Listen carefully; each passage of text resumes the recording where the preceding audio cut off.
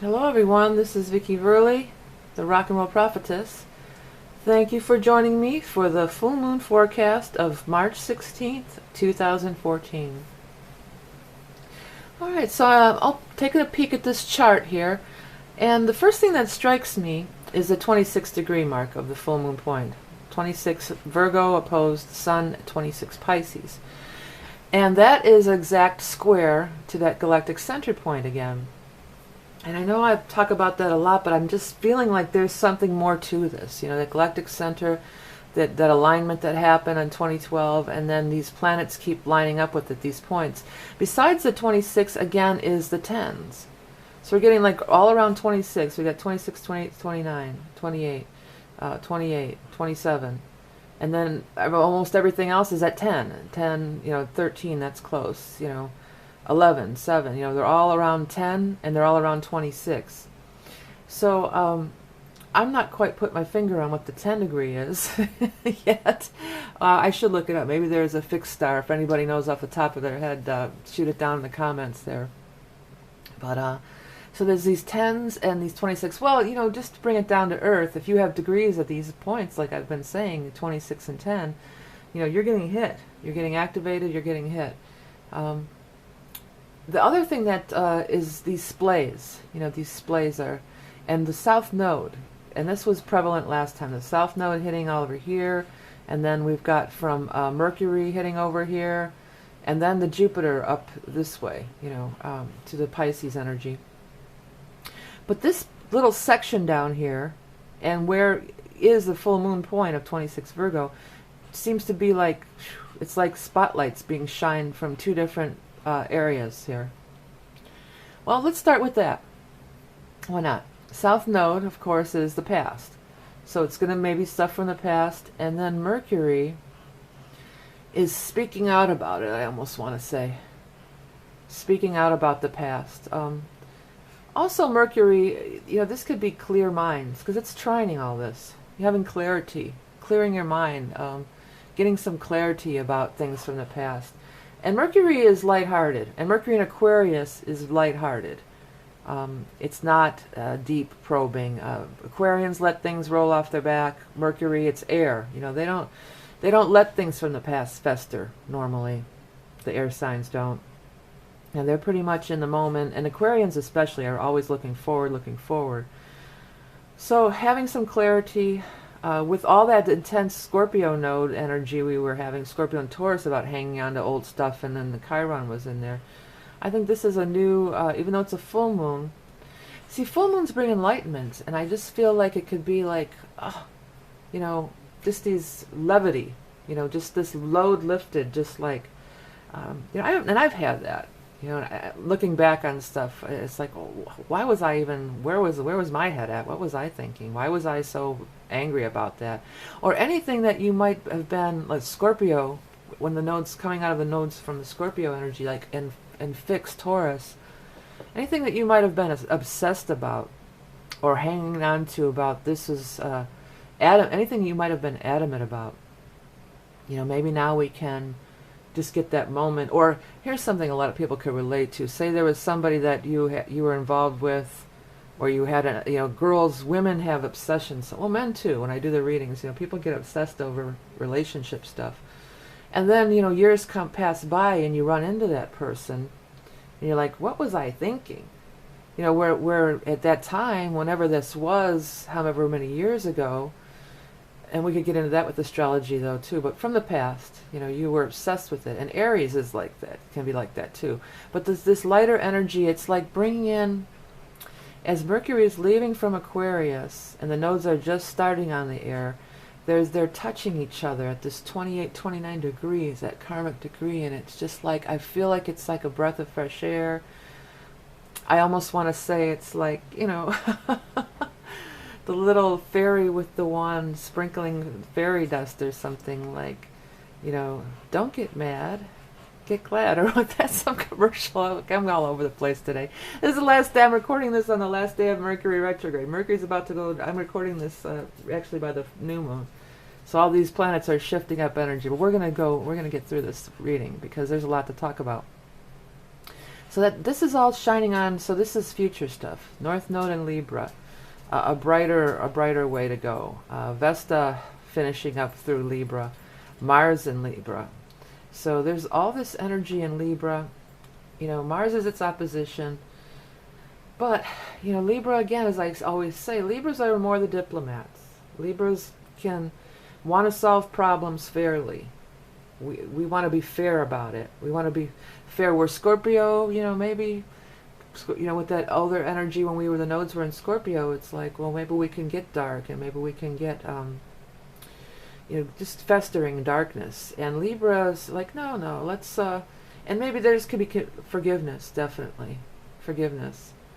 And I want to say that quote with this, like, the resentment is like drinking poison and expecting the other person to drop dead. You know, so let it go, be light. Even though it's 26 Virgo, this is the emphasis of the energy to me.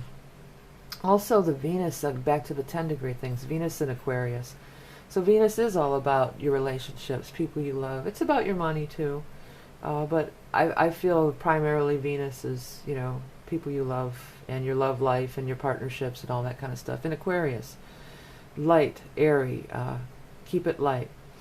Jupiter in Cancer is still trining up here with Chiron and Neptune.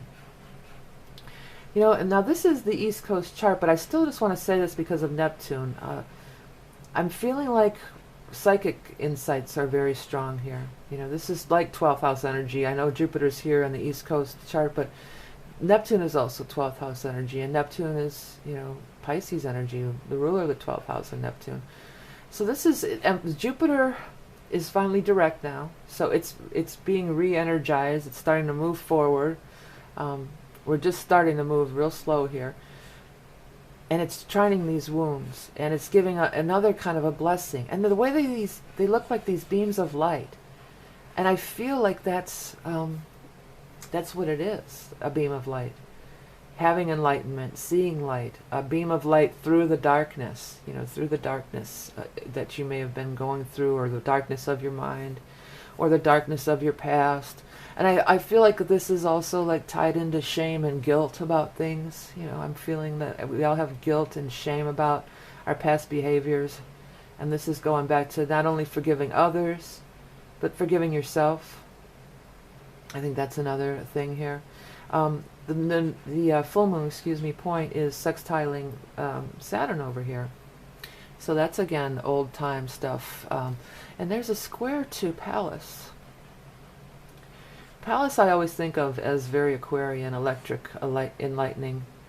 But Pallas, in the thing, they find a way to make things work. You know, Pallas, Athena, she was good at all, like, machines and tinkering, and if something was broke, it would be fixed. So fixing, you know, finding a way, you know, it's like MacGyver. That's why I think of, like, Pallas, kind of like MacGyver. You know, have these flashes of brilliance, or I feel like mechanics and things like that. But there's mechanics in personal relationships too, and things have to be fixed, especially when Saturn's involved, when there's aspecting over to Saturn. And Jupiter is still opposing Pluto in Capricorn. I feel this is very just so much the male and female energy, and the switching of the old paradigm from the male energy of Pluto in Capricorn, in Saturn again, to the feminine. You know, Jupiter's giving the feminine energy a boost here, the Cancerian feminine energy. So I feel like this is obviously an ongoing, this is a slow transit, so these outer planets with the slower transits generally will be bigger themes happening, you know, in our world, and they'll be slower to occur. The faster the planet, the quicker it goes. The moon is your moods, you know, because the moon goes every couple days, it changes sign. It moves the fastest of everything here. And so that's things that happen quickly by the moon. Mercury, you know, these inner planets. These outer planets, it's slower, it's longer processes. That's the vibe there. You know, also our girl Lilith over here is shining a light down on this stuff too. You know, Lilith, it's up in the air. I know she's been stamped the evil woman, or the mean woman, or the angry woman. But I think I've had some revelations about Lilith, and I think that she's empowerment in Leo. So not going to go about it so quietly anymore, you know. Going to get out, maybe get out there. Maybe this is probably some protest kind of vibe. That's what I'm getting here.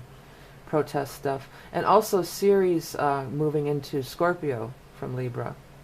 And Ceres is the goddess of the grain. You know, it's food. So all this stuff with the food, that may pop up. There could be something big happening with there. Because we're moved just the opposite of the nodes. Where the nodes have been in Scorpio and now into Libra.